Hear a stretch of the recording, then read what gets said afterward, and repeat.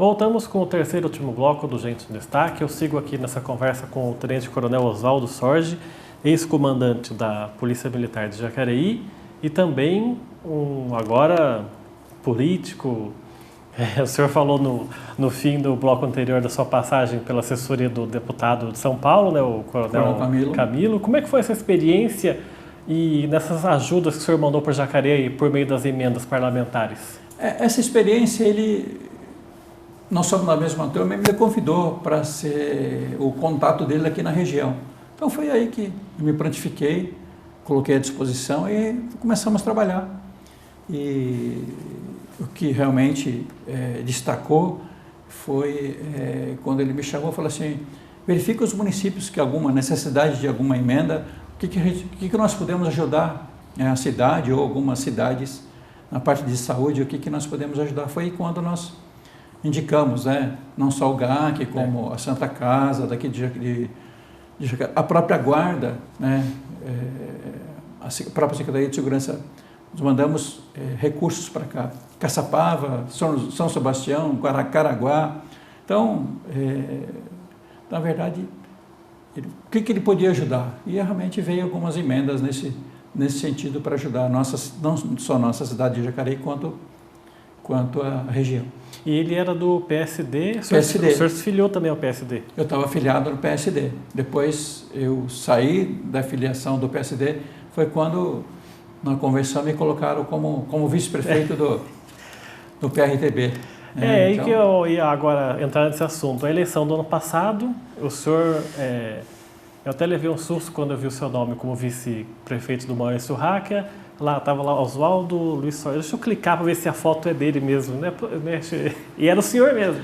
Na verdade, eu não participei da convenção, colocaram meu nome, e depois nós tentamos se inteirar das coisas, como é que ia desenvolver essa candidatura, como é que ia desenvolver a política.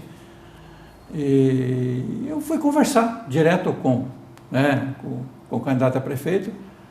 Falei para você que ele não conseguia olhar nos meus olhos, eu falei: olha, não vai dar certo essa união, não dá certo. O senhor já conhecia ele pessoalmente, não?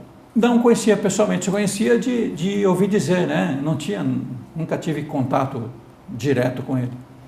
Aí decidi renunciar, fiz uma carta de renúncia, na própria carta de renúncia, eu decidi apoiar o Fernando Capelli, que era candidato do PSL. Né? Então, quer dizer, o senhor nem chegou a fazer campanha como candidato a vice-prefeito? Não cheguei. Tanto é que não saiu nem... Tentaram colocar até centinhos, mas não saiu nem centinhos, saiu. Não saiu nada nesse sentido. Então, na verdade, foi só um ensaio que não... uma iniciativa que não deu certo, e eu procurei renunciar. E o senhor optou pelo Fernando Capelli por qual motivo? Na verdade, o programa de governo dele tem mais ou menos ideia de como nós queremos ver o município a desenvolver. Então, foi o que eu tive contato, pelo menos o próprio presidente era desse partido, então a gente tinha uma ideia de como as coisas iam evoluir. Então, foi por isso, essa foi a minha decisão que pesou bastante na hora da conclusão. Mas o senhor não cogita abandonar a carreira, o senhor quer ser candidato? Não, a gente nunca desiste de tentar ajudar o município, ou na vereança, ou na própria prefeitura, ou para candidatos a deputados estadual ou federal. Então a gente procura ajudar a cidade, a região e o país nesse sentido, para a gente tentar ajudar e fazer a diferença. Agora, atualmente, o senhor continua filiado ao PRTB por enquanto? Eu continuo filiado ao PRTB.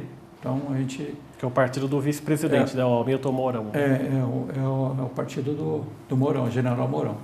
E o senhor tem planos, faz planejamentos, por exemplo, 2022, o senhor pretende ser o candidato a deputado estadual ou federal? Ou a gente tem sonhos.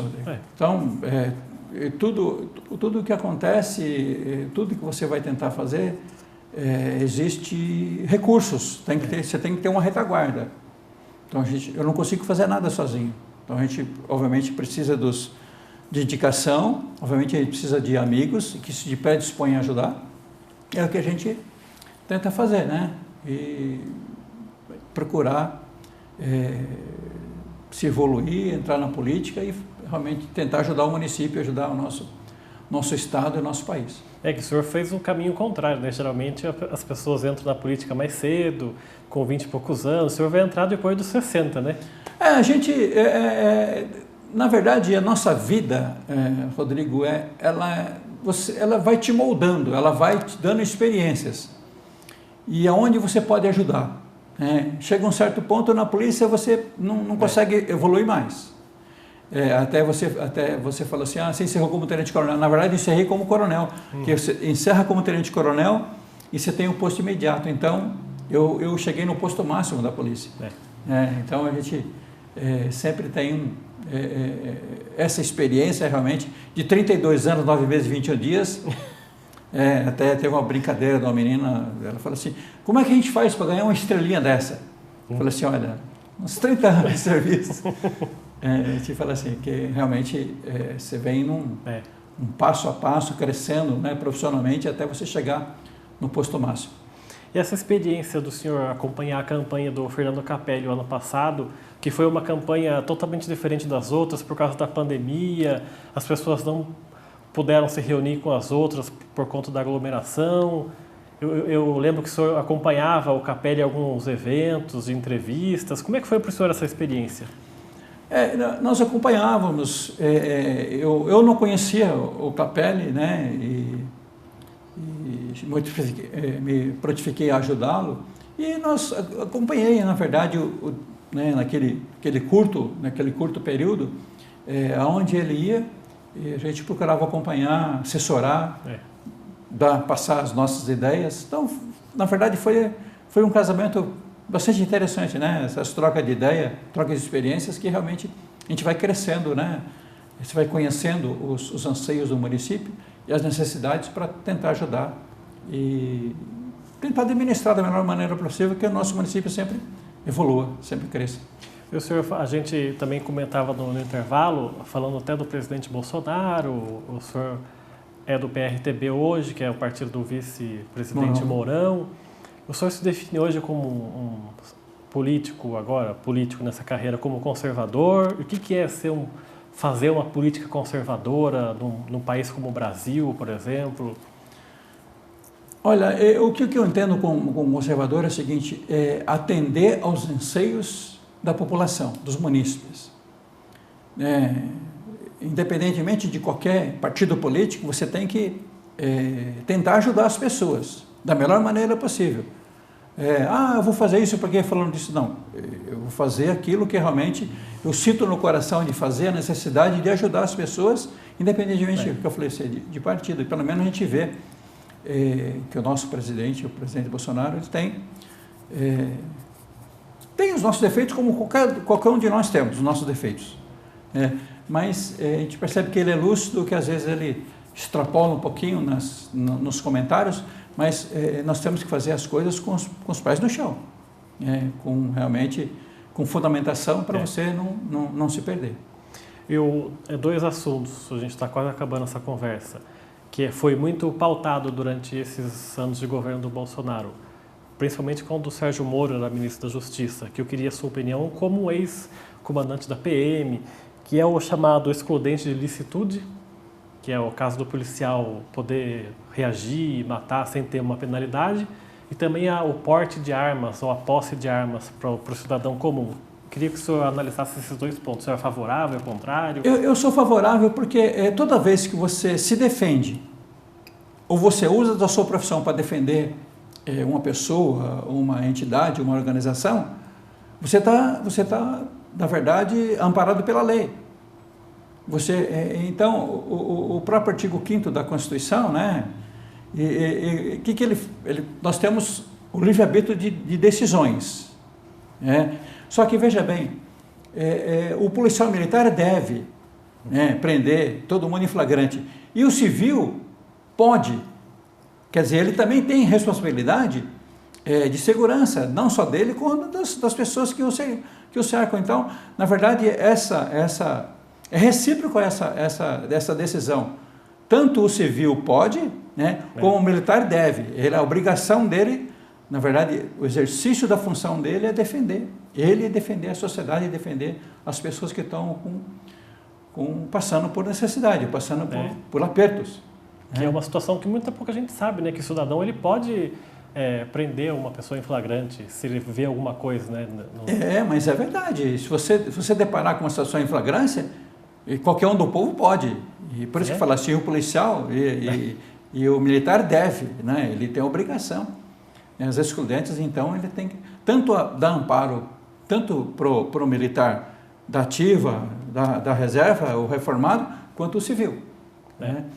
E eu acho que como cidadão, como o pessoal que mora mais afastado, né, em roça, na parte externa do município, o porte de arma, eu acho que eu sou favorável ao porte de arma. As pessoas, desde que sigam, que ele está devidamente treinado, devidamente orientado, né, do que pode acontecer, eu acho que se ele estiver habilitado para portar uma arma, acho que ele deve ter esse porte de arma. Uma confusão provocada até um pouco pela própria imprensa, né, sobre essa lei de posse e porte de armas, como se a população, se cada um fosse usar arma na rua. E não é isso, ter arma em casa. Não é isso, a arma é para defesa, tem arma de defesa pessoal, né, de porte, e a arma que você pode ter, uma arma de caça que você pode ter na sua casa, uma arma de defesa. Então, você não está portando a arma, você está de posse da arma, né? Pode estar no sítio, numa fazenda. Na verdade, é uma retaguarda que você tem. Não quer dizer que todo caso você vai utilizar arma. Então, eu sou favorável ao porte e à posse de arma. O senhor acha que tem no país, por conta de uma determinada parte da população, um certo preconceito contra o militar? Eu acho que tem. As pessoas acho que têm vontade de usar uma arma, portar uma arma, se mostrar, né? Eu sei fazer isso. Eu acho que é isso que realmente talvez incentiva as pessoas a ter aquele confronto, né? Porque para me utilizar uma arma, eu tenho que estar habilitado, eu tenho que conhecer aquela arma. Para você dirigir um carro automático, você tem que estar preparado. Para você dirigir um fusquinha é um pouquinho mais diferente. Para você pilotar uma carroça, um cavalo, é um pouquinho diferente.